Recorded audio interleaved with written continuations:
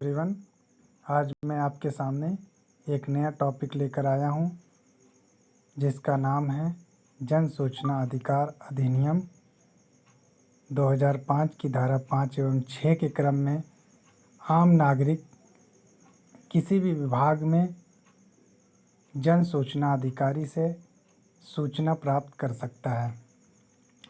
इस टॉपिक को मैं इस वीडियो में पूरी तरीके से आप लोगों को बताऊंगा कि कैसे आप जन सूचना अधिकार अधिनियम की धारा का प्रयोग कर सकते हैं।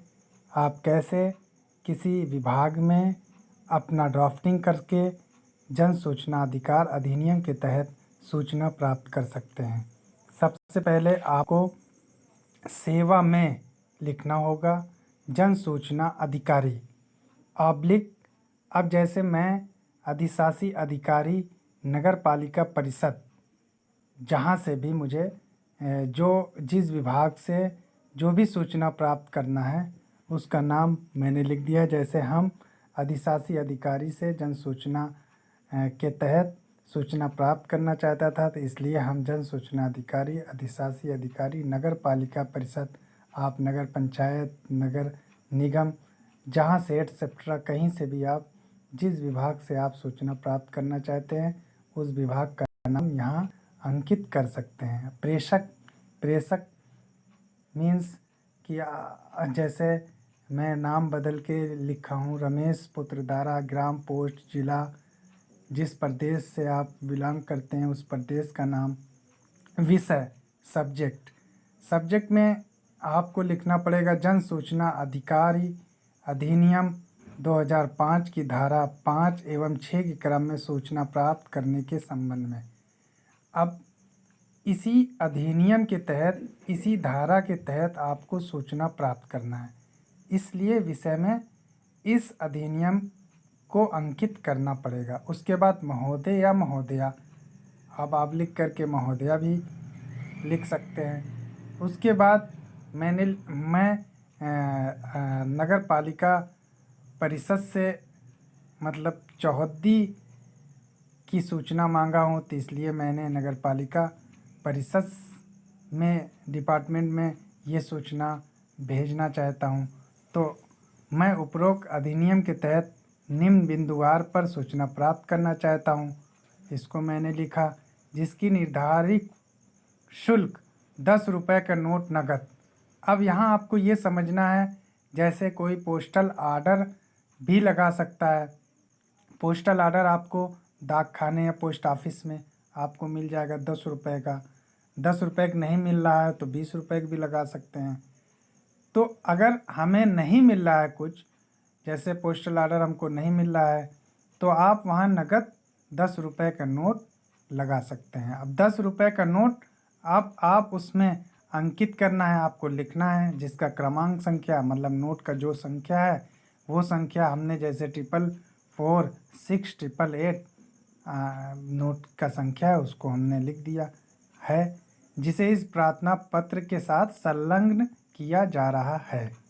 अब आप अपने पॉइंट पे आ जाइए। जिस पॉइंट से जिस विषय के बारे में आप सूचना उस विभाग से चाहते हैं उस मैटर को आप लिखेंगे। जैसे मैं पहला पॉइंट लिखा है रमेश पुत्र दारा, निवासी मोहल्ला फूलका, तहसील जलालपुर, जिला इलाहाबाद।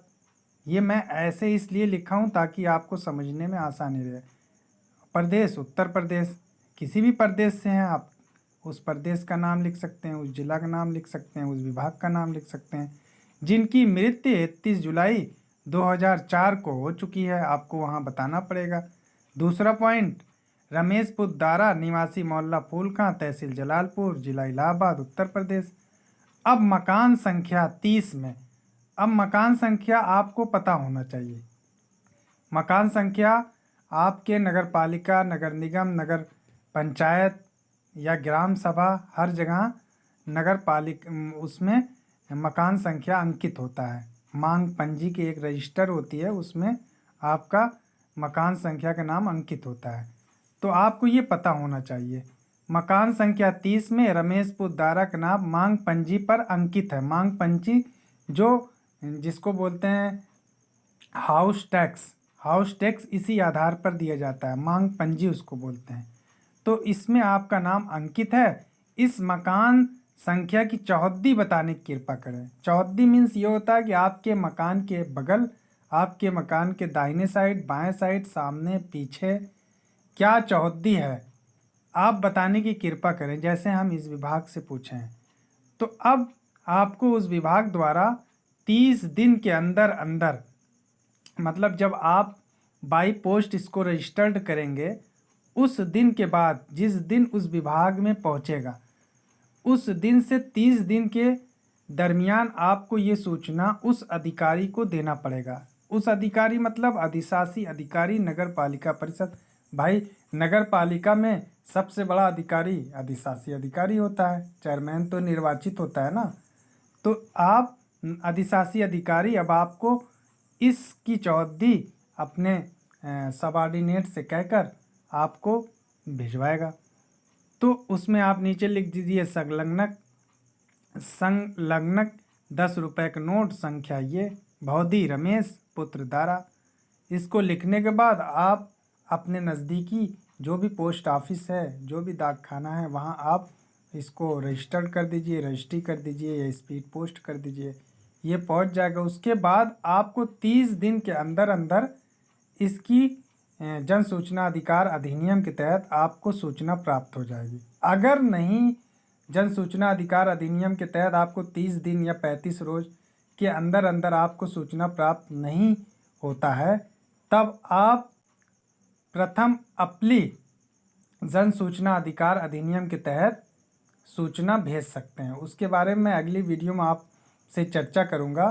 फ़िलहाल अगर आपकी ये वीडियो और हमारी ये वीडियो और ये टॉपिक मेरा अच्छा लगा हो, तो आप मेरे वीडियो को सब्सक्राइब, शेयर और लाइक ज़रूर करिएगा। और ऐसे ही हमको प्यार देते रहिए, ताकि हमें भी मोटिवेट हम होते रहें, वीडियो आपके लिए बनाते रहें। थैंक यू सो मच, धन्यवाद।